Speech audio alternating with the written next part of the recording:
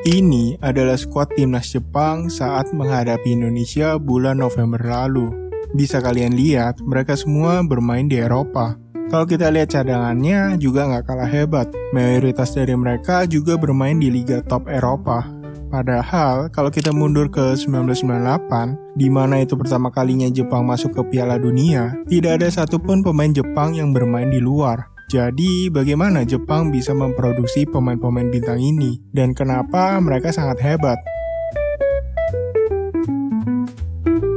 Sepak bola Jepang dimulai di awal 1900-an saat mereka membuat JFA atau Japan Football Association di tahun 1921. Di Jepang, sepak bola tidak pernah menjadi olahraga yang favorit bahkan sampai sekarang.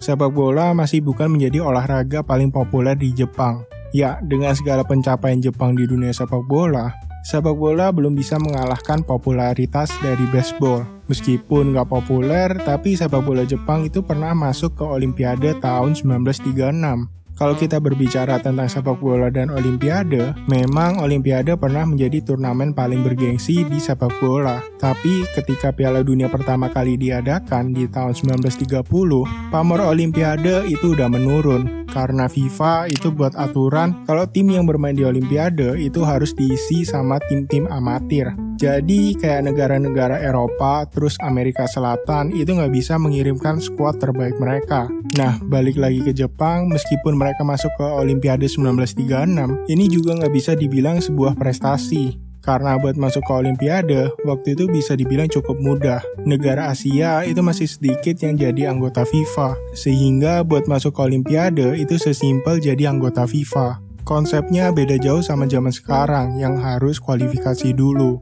Di Olimpiade, itu Jepang juga pernah mendapatkan medali perunggu di tahun 1968. Tapi prestasi ini juga nggak menunjukkan apapun mengenai kekuatan Jepang di sepak bola. Karena balik lagi, waktu itu Olimpiade masih dijadikan sebagai kompetisi amatir. Setelah Olimpiade 1968, bisa dibilang Jepang itu nggak dianggap di dunia sepak bola. Bahkan pada saat itu, Jepang juga nggak punya liga profesional. Japan Soccer League atau JSL itu adalah kompetisi semi-pro karena di dalamnya juga ada tim-tim amatir.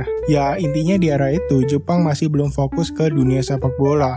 Hingga di tahun 1980-an akhir, Jepang sadar kalau mereka harus fokus ke sepak bola. Tahun 1980-an, waktu itu ekonomi Jepang lagi naik-naiknya. Brand-brand Jepang kayak Toyota, Honda, atau Sony itu sedang menjadi top brand pada masa itu. Dengan semakin kuatnya pengaruh global Jepang di bidang ekonomi dan teknologi, pemerintah mulai melihat pentingnya menggunakan olahraga sebagai branding nasional. Dan olahraga apa yang bisa diterima semua orang? Jawabannya ya cuma sepak bola.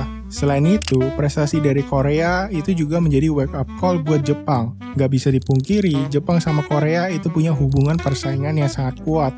Korea sendiri udah pernah masuk Piala Dunia di tahun 1954 dan kemudian mereka masuk Piala Dunia lagi di tahun 1986. Sedangkan Jepang itu selalu gagal di kualifikasi dan belum pernah ngerasain Piala Dunia satu kali pun. Sebagai negara saingannya, Jepang pastinya panas ngelihat Korea yang udah sering masuk Piala Dunia. Di tahun 1989, Jepang itu mencalonkan diri buat jadi tuan rumah Piala Dunia. Untuk memperkuat posisinya sebagai calon tuan rumah di Piala Dunia, Jepang itu harus memperbaiki bahkan merombak total sepak bola di negaranya. Dan itu dimulai di 1992, di mana Jepang mengeluarkan visi sepak bola mereka dalam 100 tahun ke depan. Dan inilah awal dari perubahan sepak bola Jepang. Planning 100 tahun Jepang ini dimulai dengan pembinaan dan pembentukan liga profesional. Selama ini, Jepang itu nggak punya liga profesional. Dan akhirnya di tahun 1993, Jepang itu membentuk liga profesional pertamanya yang kita kenal sebagai J-League. J-League sendiri itu nggak cuma sekedar transisi dari kompetisi amatir menjadi profesional,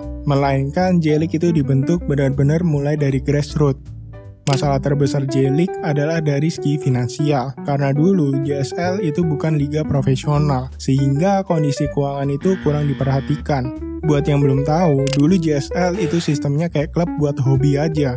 Jadi misal Panasonic pingin punya tim, ya mereka tinggal bikin tim bola dan tanding di JSL.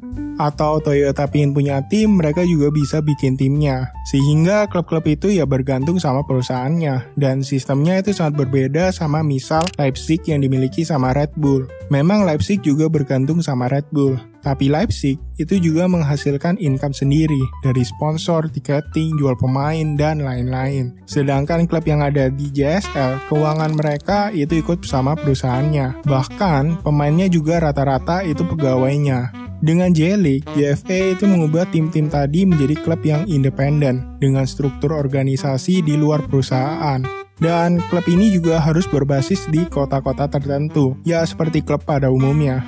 Supaya mereka juga bisa membangun hubungan sama supporter lokalnya. Dan pemain yang bermain di J-League itu harus pemain profesional.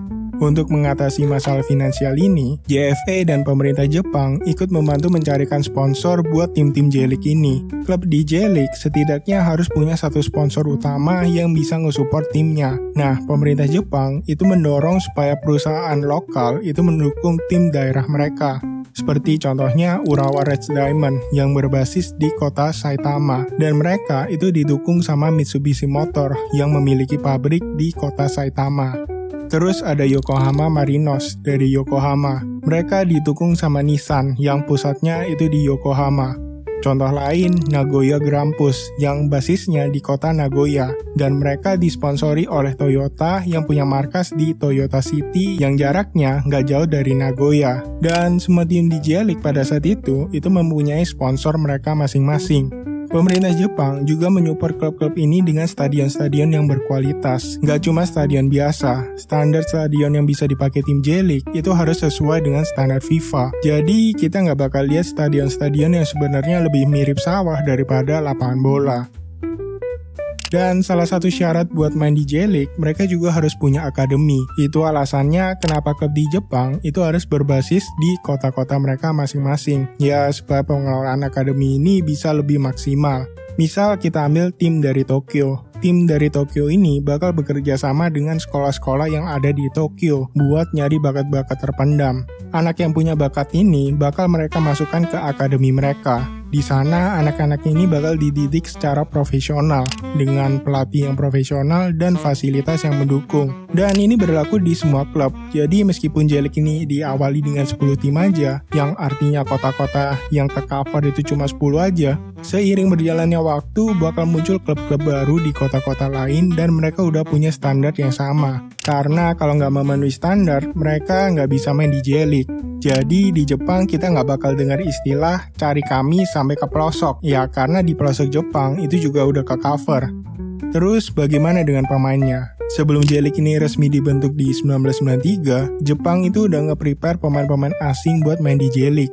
Seperti Zico yang waktu itu udah nggak main 2 tahun, terus dia direkrut sama Sumitomo Metals yang waktu itu masih main di JSL. Alasan Sumitomo ngerekrut Zico itu karena mereka promosi ke divisi utama JSL. Dan mereka mau ngamanin posisi karena musim berikutnya bakal muncul J-League. Terus ada Gary Lineker yang didatengin Nagoya Grampus, terus Ramon Diaz ke Yokohama Marinos, dan masih banyak lagi. Kalian bisa lihat sendiri. Mereka juga nggak lupa ngerekrut pelatih-pelatih profesional buat ngajarin Jepang buat main bola. Salah satunya itu ada Arsene Wenger, ya meskipun cuma 1 musim aja sebelum dia pindah ke Arsenal. J-League ngedatengin pemain-pemain yang pernah main di Eropa itu murni buat belajar aja. Dari pemain yang ada di list, kebanyakan itu didatengin di masa pensiun mereka. Dan J-League juga udah memberikan regulasi kalau satu klub itu maksimal diisi oleh 3 pemain asing. Ya, pemain asing memang dibuat untuk belajar aja. Jadi, core utama dalam squad tetap didominasi sama pemain-pemain Jepang. Dan seiring berjalannya waktu, pemain-pemain Jepang ini bisa setara dengan pemain-pemain asing tadi.